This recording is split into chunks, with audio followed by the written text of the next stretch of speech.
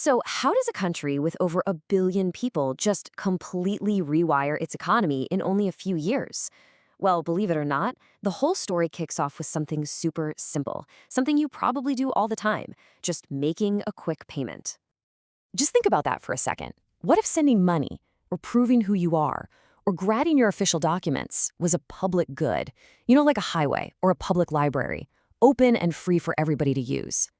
That one simple question, that's the core idea behind one of the most massive digital shifts happening anywhere in the world right now. And this huge transformation, it all starts small, like really small. It begins with a single tap on a phone, a digital payment happening on a busy street in Mumbai, or maybe in a tech hub like Bangalore, or even out in a tiny village somewhere.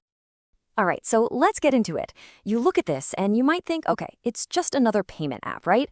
But it's really not. This thing, the Unified Payments Interface, or UPI, it's a public system. It literally makes sending money as simple as firing off a text. It's an open set of rules that any company, and I mean any company, Google, Walmart, your own bank, can plug into and build their own services on top of. So yeah, that super simple three-step payment, it's way more than just a transaction. It's actually just the tip of the iceberg. It's the one part you can see of this absolutely massive strategic national project that's been built right under our noses. You see, that payment system, that's just one piece of a much bigger puzzle. Think of it as the front door to this enormous national infrastructure. What's basically the country's entire digital backbone. And it has a name, the India Stock. The best way to think about it is like a set of digital public roads, or maybe even like the nation's digital plumbing. It's this unified platform built by the government that handles all the core stuff you need for a digital economy. And the key thing, it's open for anyone to build on top of and create new things. So the stack is built in these layers, one on top of the other. The foundation, the bottom layer, is something called Aadhaar. That's a unique digital ID for over a billion people. Seriously. Then you've got the payments layer sitting on top of that. That's the UPI we were just talking about. And then there's a data layer. This lets people securely hold and share their own official documents and data, but on their terms. Each layer builds on the one below it, and what you end up with is this incredibly powerful, interconnected system. But why? Why go to all this trouble? Why build this entire thing from scratch when you could just let, the big global tech companies handle it? Well, the answer comes down to one really powerful idea. This quest for what's called digital sovereignty. And this quote right here, it just hits the nail on the head. It perfectly explains the threat that this whole strategy is trying to fight against. The big fear is this new kind of colonialism, digital colonialism, where a country's data, which is like the new oil, right, it gets siphoned off and controlled by companies in other countries. And that can lead to economic exploitation and ultimately a loss of your own national control. So, the counter move to that is data sovereignty. And what that means in plain English is that India's data belongs to India. Simple as that. It means that all the data created inside the country is governed by Indian laws, and it's used to benefit India's interests, not some other country's bottom line. And this comparison here really lays it all out, doesn't it? It's a tale of two futures. On one side, you've got digital colonialism, data being pulled out, controlled from the outside. But on the other side, you have data sovereignty, where you control your own data, you make your own rules, and you grow your own tech scene. It's pretty clear which path India is choosing here.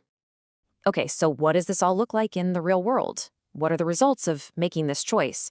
Well, this strategy is basically building what one think tank called a strategic moat. Like a castle moat. It's this protective bubble that helps homegrown technology flourish while keeping the country's digital future safe. And believe it or not, this moat got a major test almost right away. Remember when some popular foreign apps like TikTok were banned over security concerns? You'd think that would leave a huge hole in the market, right? Nope. Instead, this whole wave of Indian-made or Swadeshi apps just exploded onto the scene to fill that space, almost overnight. We're talking hundreds of millions of users jumping on board, creating this super vibrant local app economy. And this moat, it's not just about fun consumer apps, it's also helping to build world-class business software. Just take a look at Zoho. This is an Indian company that's going head-to-head with absolute giants like Salesforce and HubSpot. And if you look at the comparison, you can see that while the others might specialize in one thing, Zoho's offering the whole package, an end-to-end suite. But then, look at that price. It starts at just $14 a user. I mean, that's just proof right there that this isn't just about being self-reliant. It's about being competitive on the world stage. Which brings us to the really big picture, the grand vision here. All of these different pieces we've talked about, the public infrastructure, the fight for data sovereignty, this booming tech scene, they're all bricks being laid for a very specific long-term national goal. So this here is from an official paper that lays out the vision for Viksit Bharat, which basically means a developed India by the year 2050. And the engine that's supposed to power this whole thing is a really interesting concept they call phygital. It's a mix of physical and digital. The idea is to combine India's massive human population with this powerful digital backbone to just supercharge economic growth. And at the end of the day, this is what it's all about. This whole digital strategy, it's not really just about tech for tech's sake. It's the engine for a huge economic ambition. I mean, just look at this chart of projected income per person. See that curve? It's shooting straight up. The goal here isn't slow and steady growth. It's a massive, rapid climb to close the gap with the world's leading economies and turn India into a high-income nation by that 2050 deadline. So all of this leaves us with a really fascinating final thought.